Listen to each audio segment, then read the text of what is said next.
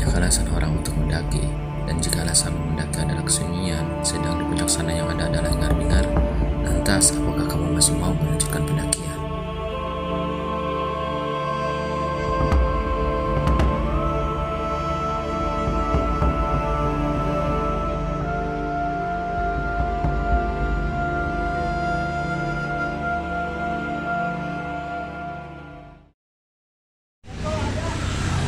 Sudah dari jauh hari kami memantau pendaftaran pendakian Gunung Gede, karena di bulan Ramadan pendakian sempat ditutup beberapa waktu. 17 April 2023, baru 3 orang terdaftar secara online melalui situs resmi untuk pendakian di tanggal 30 April. Ditambah kami bersepuluh yang mendaftar pendakian Gunung Gede via Putri. Mendekati hari H pendakian terpantau sudah puluhan pendaki yang mendaftar. Kami pikir pasti pendakian akan ramai. Pendaftaran melalui warga lokal yang terkumpul dalam induk koperasi dan menjadikan rumah-rumah warga sebagai base camp biasanya lebih banyak.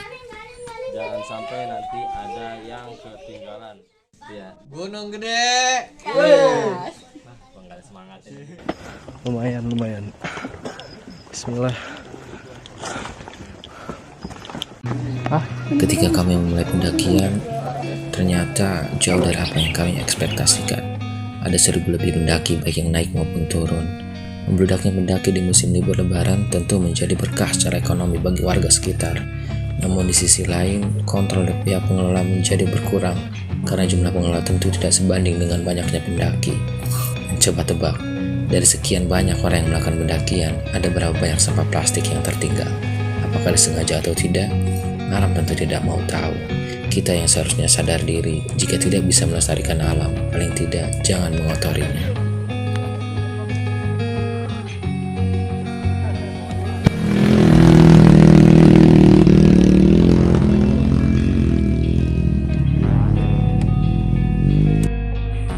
Setelah melewati perkebunan warga dengan jalan yang cukup curam, vegetasi semakin rapat. Jalannya pun semakin menanjak. Ada beberapa pendaki memilih untuk kembali ke base camp, bahkan belum sampai ke pos 1 sekalipun.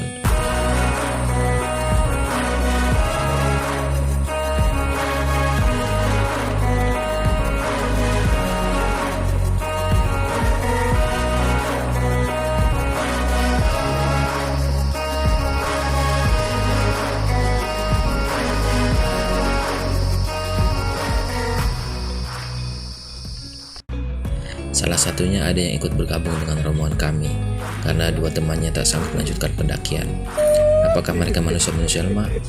Yang paling tahu kondisi fisik maupun mental adalah dari kita sendiri.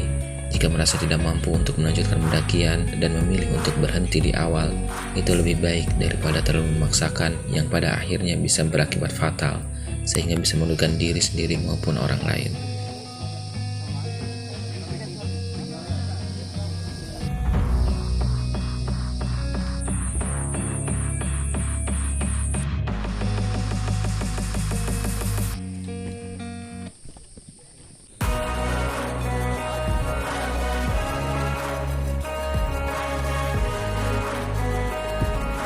Melihat antusiasme para pendaki dengan begitu banyaknya orang di gunung hingga mengakibatkan kemacetan di jalur pendakian, sempat terpikir oleh saya, apa yang menjadi motivasi mereka untuk mendaki? Pendakian gunung bukanlah perkara yang tidak mudah, walau tidak begitu sulit di beberapa gunung. Butuh fisik yang prima dan mental yang kuat. Saya sendiri tidak tahu pasti apa motivasi saya untuk melakukan pendakian. Padahal dulu, waktu pertama kali saya mendaki gunung, saya pernah sesumbar berkata, saya tidak berbakat naik gunung dan saya tidak mau naik gunung lagi.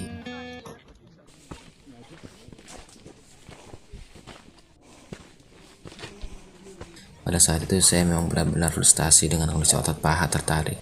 Lelah yang begitu sangat, ditambah suhu gunung yang begitu dingin menusuk tulang membuat mental saya ikut hancur.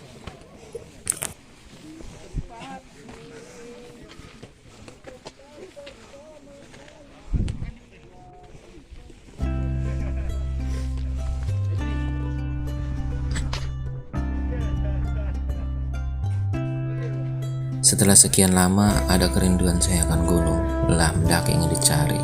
Ingin suhu di puncak gunung berganti bayang akan indahnya semesta. Puncak Gunung Gede menunjukkan wibawanya, meruntuhkan setiap kesombongan manusia yang berdiri di atasnya. Semburat oranye cerah menyeruak dari seberang gunung di antara kepulauan Mega. Gunung Pangrango berdiri gagah di depan, dibatasi kawah dengan lereng-lereng yang curam. Mendaki gunung mengajarkan kita untuk memahami dan belajar merendahkan angkuh, meninggikan syukur, serta menyamaratakan derajat manusia.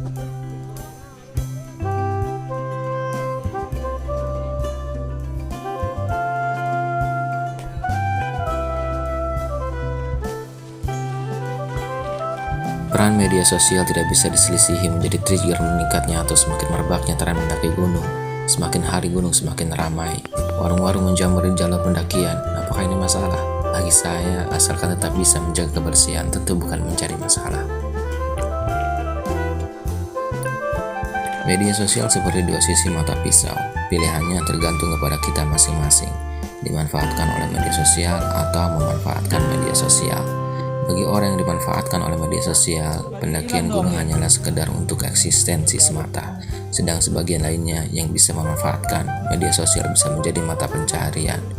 Baik buruknya kedua hal itu tentu tergantung dari sudut mana kita memandang.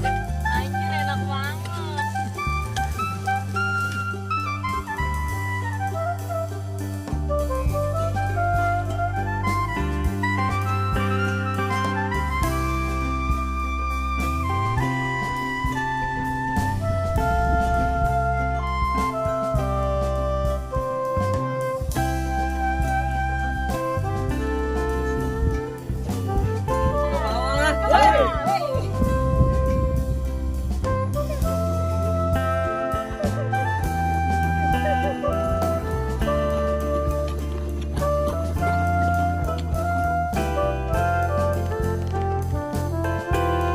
Lensa mata dan kamera hanya menangkap gambar, bukan makna.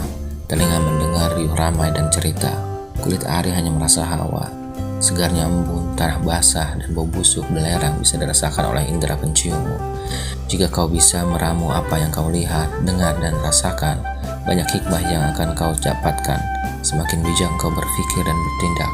Karena semakin tinggi gunung yang kau daki, semakin tinggi pula adabmu kepada sesama dan semakin rendah dirimu di hadapan Sang Pencipta.